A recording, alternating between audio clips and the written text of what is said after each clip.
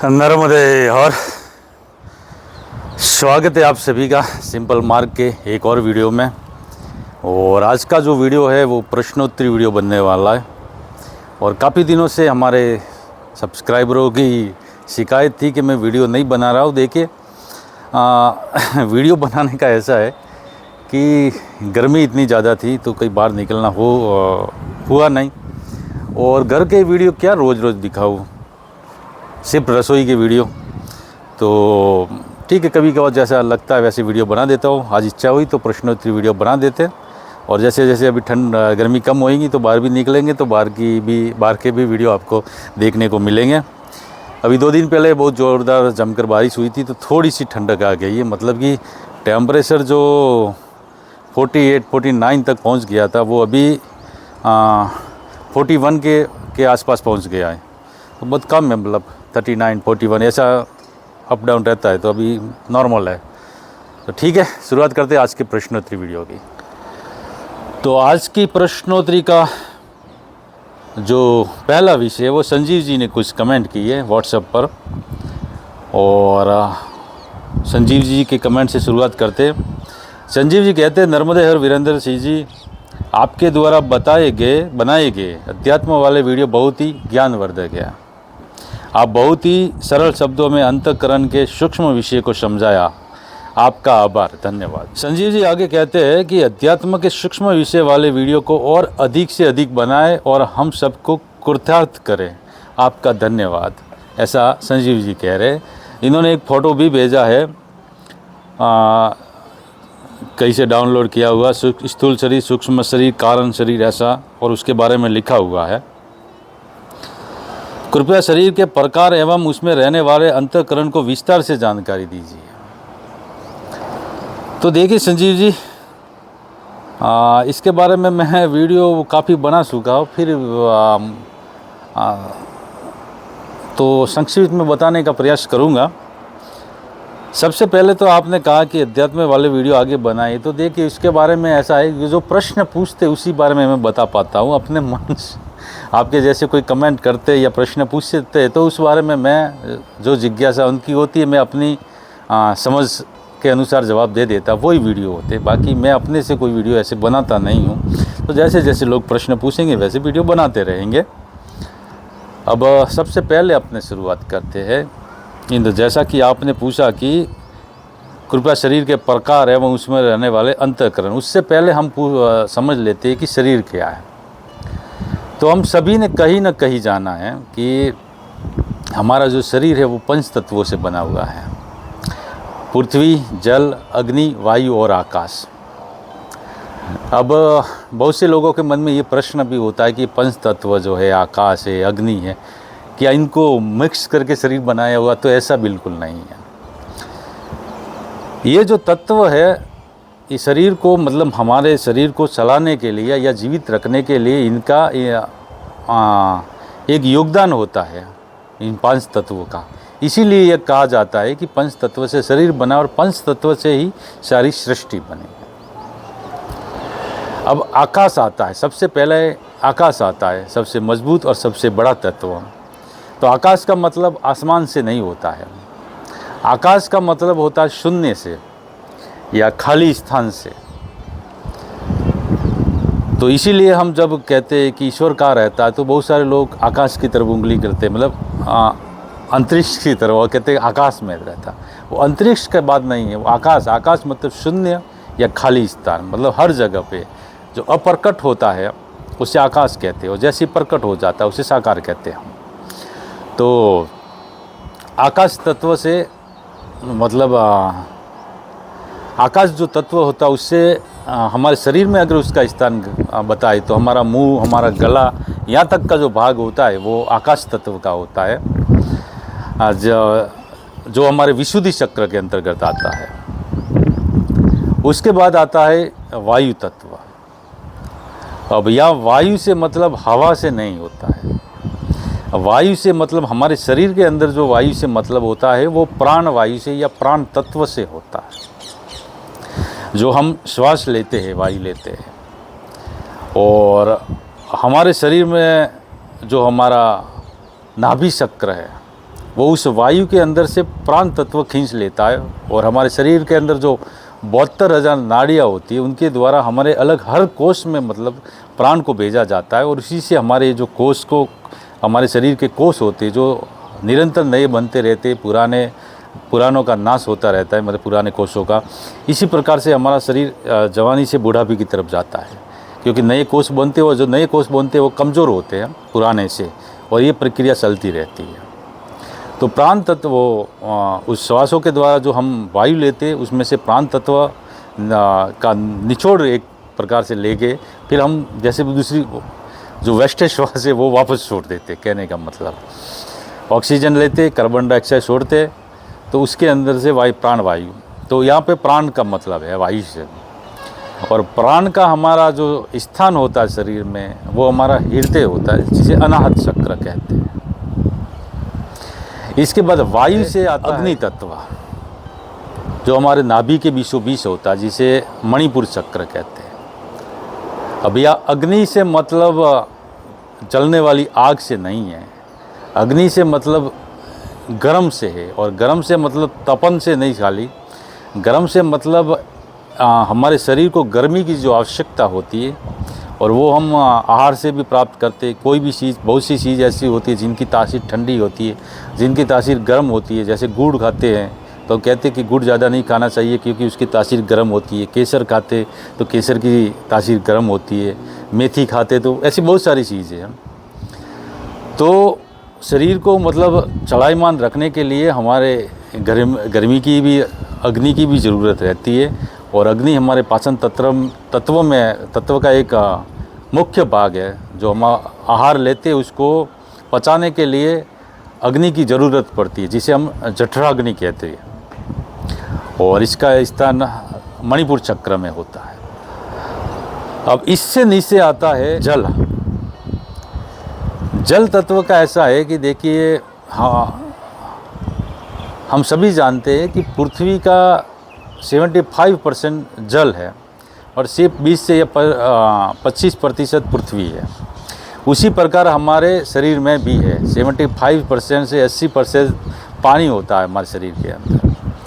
और पानी काम ये करता है कि हमारे जो कोष है उनको जीवित रहने के लिए, या ये जो हमारी चमड़ी है उसको हम नमी बनाए रखने के लिए मतलब पानी की आवश्यकता पड़ती है। और पानी की कमी आने पर ये चमड़ी जो हमारी है या कोष है वो मरने लगते हैं, और जिसे हम अगर विज्ञान की भाषा में या मेडिकल भाषा में कहते हैं तो डिहाइड्रेशन कहते हैं। डिहाइड्रेट हो जाते पानी की कमी की वजह से, और हमारा शरीर अकड़ने लगता है और मृत्यु भी हो सकती है। और इसीलिए जब किसी जीव की मृत्यु होती है या किसी व्यक्ति की मृत्यु होती है तो सबसे पहले लोग कहते हैं उसके शरीर को सीधा करना, क्योंकि मरने के बाद वो पानी तो पीता नहीं और पानी की कमी होती है और शरीर में जकड़न आती है, अकड़ने लगता है। तो शरीर जैसी अवस्था में रहता है फिर उसी अवस्था में रह जाता है, इसलिए उसको सीधा किया जाता है, आंखें बंद की जाती है, नहीं तो आंखें फिर बंद नहीं होती है। तो जल तत्व का जो स्थान है वो हमारे मणिपुर चक्र से नीचे स्वाधिष्ठान चक्र में होता है, जिसे मूत्र मार्ग भी कह सकते हैं। अब आखिरी में जाते हैं तो पृथ्वी तत्व आता है। अब पृथ्वी तत्व मतलब मिट्टी। अब क्या हम सुनते रहते हैं कि हमारा शरीर मिट्टी से बना है या फिर मिट्टी में मिल जाना है, ऐसी बातें सुनते रहते हैं हम, कहीं ना कहीं पढ़ते रहते हैं, किसी न किसी ने सुनी, किसी न किसी ने पढ़ी है कहीं से। अब मिट्टी से मतलब ये होता है कि हमारा जो शरीर होता है वो, उसको जीवित रखने के लिए अन्न की आवश्यकता होती है, और अन्न मिट्टी में पनपता, मिट्टी से ही बनता है। और जब हम भोजन करते हैं, भोजन लेते हैं, उसका जो भी पोषक तत्व हमारा शरीर ग्रहण करता है, और उसके बाद फिर जो वेस्टेज होता है वो मल होता है, और मल को बाहर निकाल देते हैं। जब मल कुछ ही दिनों में अगर खुला पड़ा रहता है तो उसका मिट्टी बन जाता है, मतलब कि वो पृथ्वी तत्व हो गया, मिट्टी वाला।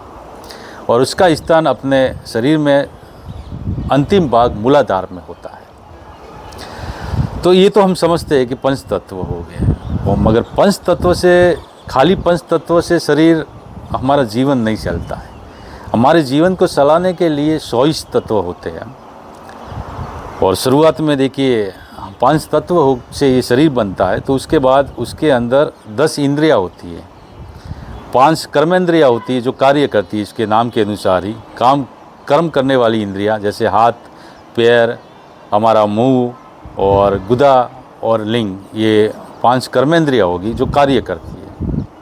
इसी प्रकार इसको चलाने के लिए 5 ज्ञानेंद्रियां होती है, और ज्ञानेंद्रियां मतलब इसके नाम के अनुसार ही जो ज्ञान रखती है, जो जानकारी देती है इन कर्मेंद्रियों को कर्म करने के लिए। और वो होगी हमारी आंखें होगी जो देखने का कार्य जानकारी देती है, हमारा नाक हो गया जो सूंघने की मतलब किसी चीज़ को पहचानने की वो जानकारी देती है, और हमारी जीवा होगी, जीभ हो गई जो स्वाद की जानकारी देती है, हमारी तवचा जो किसी को स्पर्श करके उसे पहचानने की जानकारी देती है, और 5वें जो ज्ञान इंद्रिय वो हमारा कान हो गए जो सुनकर किसी चीज़ को मतलब पहचानने की या किसी चीज़ को जानकर सुनकर जानने की क्षमता रखती है, जो जानकारी जो ज्ञानेंद्रिया होगी। अब ये ज्ञानेंद्रिया होती है, इनके पीछे 5 और तत्व होते हैं जिसे हम इन ज्ञानेंद्रियों की तन्मात्रा कहते हैं, जो रूप, रस, गंध, श्रवण और स्पर्श। अब ये क्या होता है तन्मात्रा? तो देखिए, आँखों में देखने की क्षमता होती है, उसे रूप कहते हैं। और बहुत से लोग ये भी सोचते हैं, ये भी मन में विचार आता हमारे कि आँखों का तो काम ही देखने का है, तो उसके अलग से ये तत्व कहाँ से आ गया? तो देखिए, बहुत से लोगों के पास आँखें होती है मगर वो देख नहीं सकते, क्योंकि उनके पास ये रूपी तन्मात्रा नहीं होती है, मतलब जिसे हम रोशनी कहते हैं, जिसे हम तेज कहते हैं, वो नहीं होता है, तो देख नहीं पाते हम। उसी प्रकार से बहुत से लोगों के पास कान होते हैं मगर सुनने की क्षमता नहीं होती है, क्योंकि उनके पास श्रवण की क्षमता नहीं है, वो तन्मात्रा काम नहीं कर रही है। ठीक उसी प्रकार नाक में सूंघने की क्षमता तो होती है, मगर जब जुकाम होता है तो सूंघकर हम पता नहीं लगा सकते किसी चीज़ को, वो क्षमता से वो तन्मात्रा चली जाती है। जीवा की, जुबान की भी यही होती है, जब बीमार होते हैं तो स्वाद का पता नहीं चलता है, तो ये तन्मात्राएँ होती है जो इन ज्ञानेंद्रियों को जो जानकारी मतलब उनकी एक डिग्री है ये, और उनको ये क्षमता देती है। और ज्ञानेंद्रिय फिर जानकर समझकर हमारी कर्मेंद्रियों को आज्ञा देती है कर्म करने के लिए।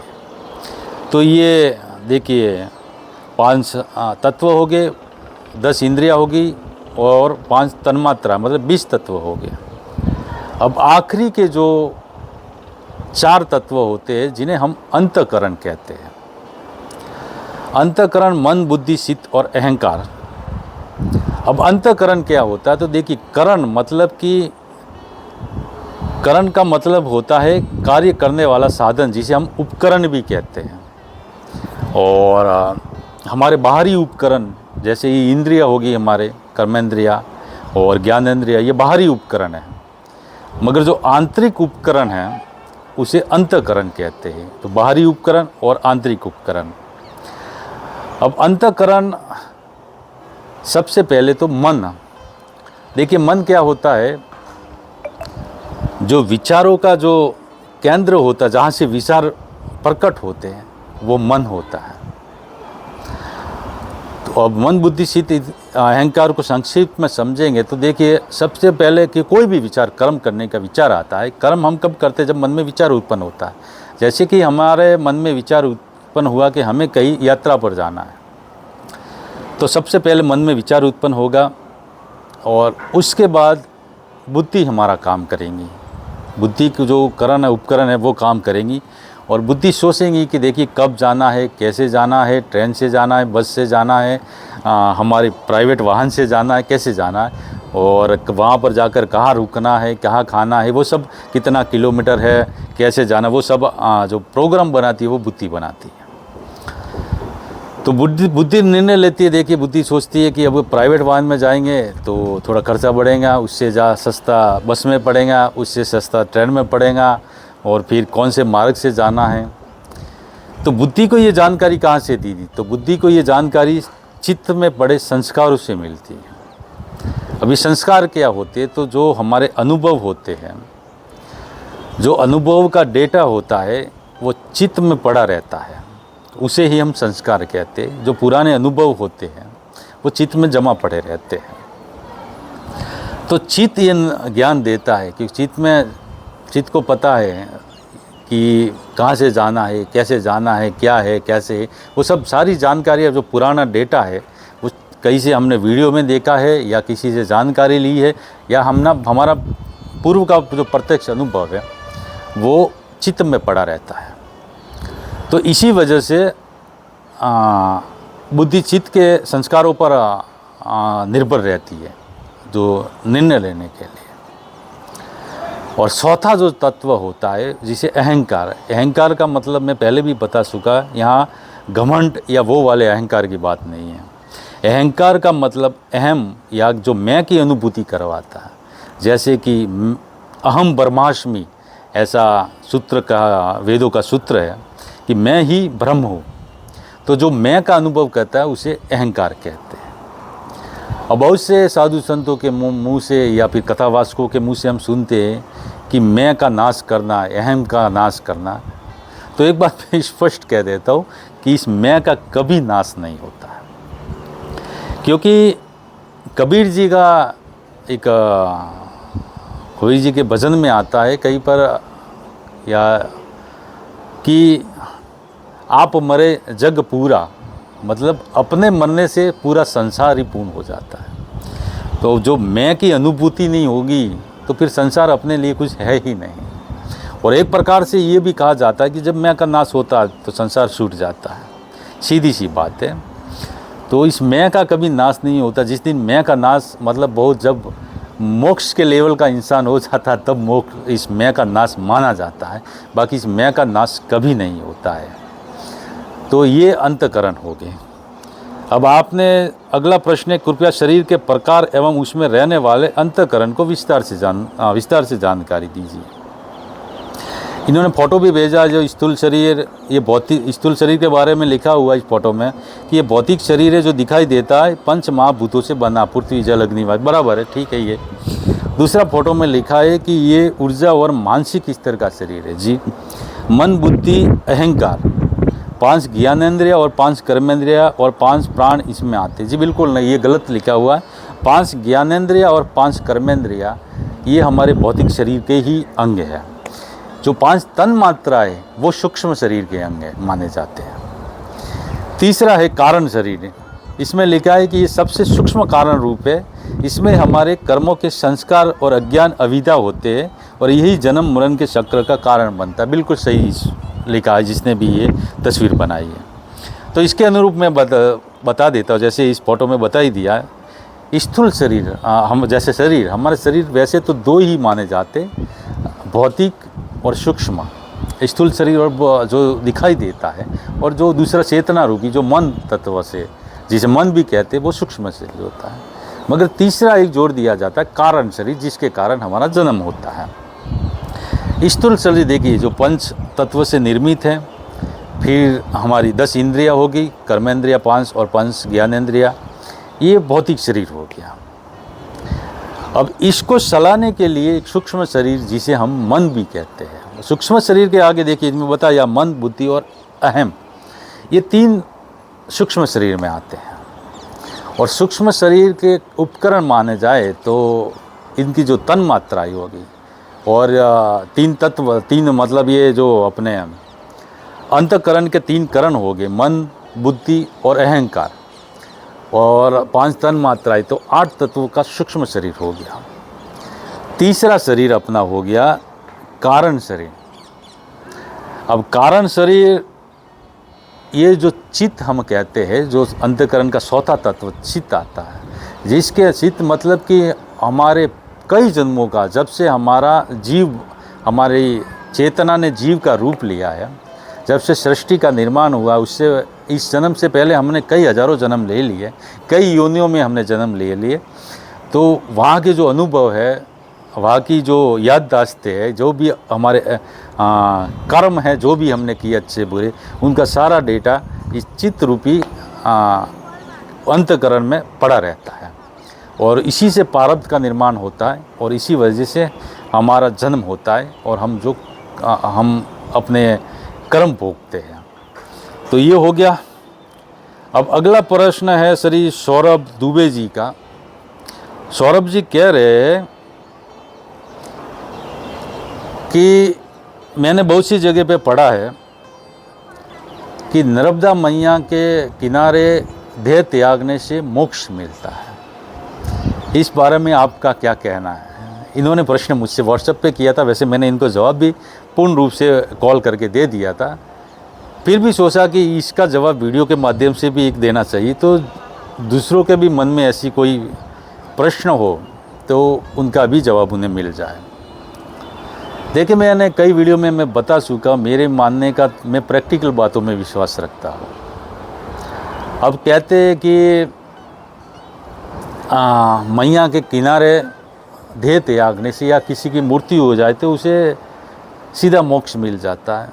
ये बहुत ज़्यादा अतिशयोक्ति होगी और एक तरीके से सत्य भी है और झूठ भी है, वो मैं आपको ऐसे बताता हूँ।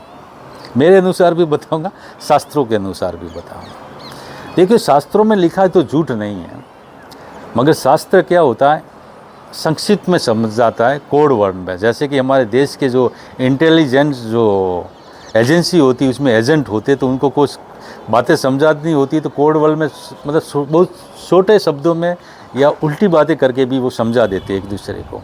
ठीक वैसा ही पुराणों में भी किया गया है, शास्त्रों में भी कहा गया है। अब उन बातों का मर्म हमें समझना पड़ता है, अगर नहीं समझे तो सिर्फ शब्दों में ही पकड़ के रह जाते हैं।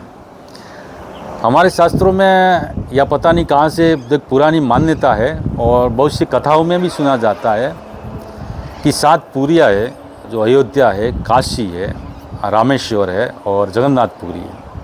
इन 7 पुरियों में भी देह त्यागने से मोक्ष मिलता है। ऐसी पुरानी बहुत प्रभावशाली मान्यता थी लोगों में, और उसके लिए लोग पुराने काल में काशी में मरने के लिए भी जाते थे।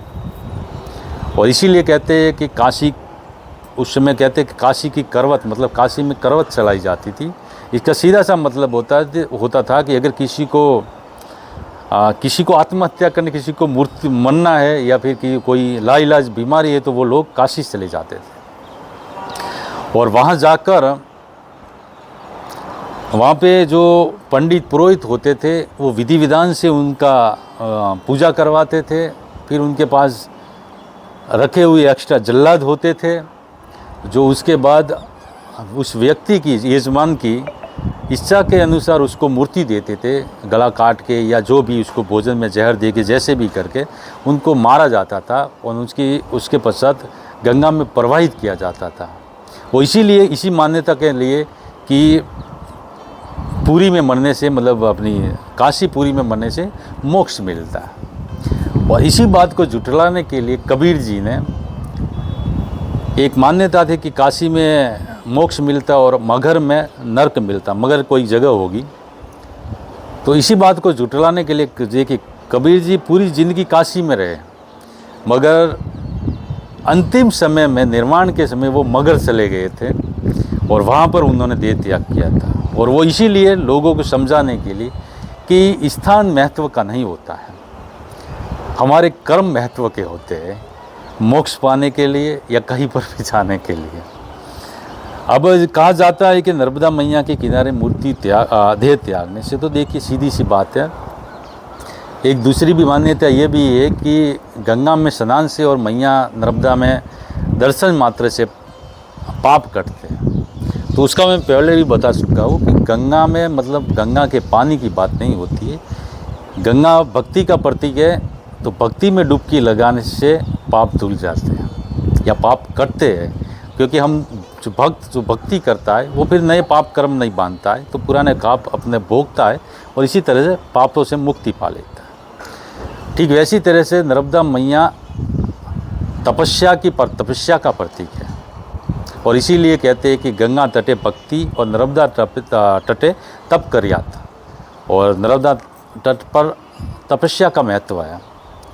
तो जो तपस्या में, तप में जो डुबकी लगा देता है तो उसे तो मुक्ति मिलनी ही है, तो या उसके पाप तो कटने ही है। अब रही बात किनारे की, तो बात यही है कि जो तपस्या करते हुए जो देह त्यागता है तो उसकी साधना विफल नहीं जाती है। और ये गीता में भगवान कृष्ण ने भी कहा है कि योग मार्ग पे पर्वत होते हुए अगर किसी को बीच में किसी की मृत्यु हो जाती है या कोई पथभ्रष्ट हो जाता है, दोनों ही अवस्था में उनका अगला जन्म उस परिस्थिति में होता है और वो पुराने कर्म अपने संस्कारों के साथ, चित्त के साथ लेके जाते हैं, तो उसी से आगे की यात्रा वो करते हैं।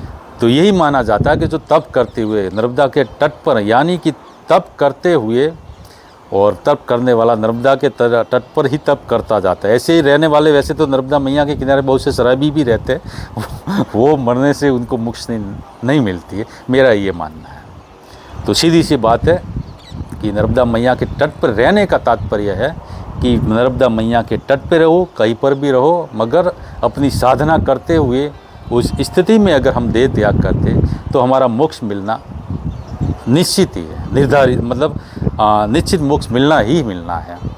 तो इसमें कोई दो राय नहीं है। तो शास्त्र ये कहते हैं, और बहुत से लोग फिर इसे ये मान लेते। तो आज भी काशी में बहुत से लोग जो अंतिम समय में काशी में जाते, वहाँ पर धर्मशालाओं में रहते और वहाँ पे मूर्ति का इंतज़ार करते हैं। तो ऐसा करने से देखिए मोक्ष किसी को नहीं मिलता है, अपने अपने कर्मों का खेल है। ठीक है, यही दो प्रश्न थे और इनका यथासंभव अपनी समझ शक्ति के अनुसार जवाब देने का प्रयास किया। तो मिलते हैं नेक्स्ट वीडियो में, तब तक के लिए धन्यवाद। नर्मदे।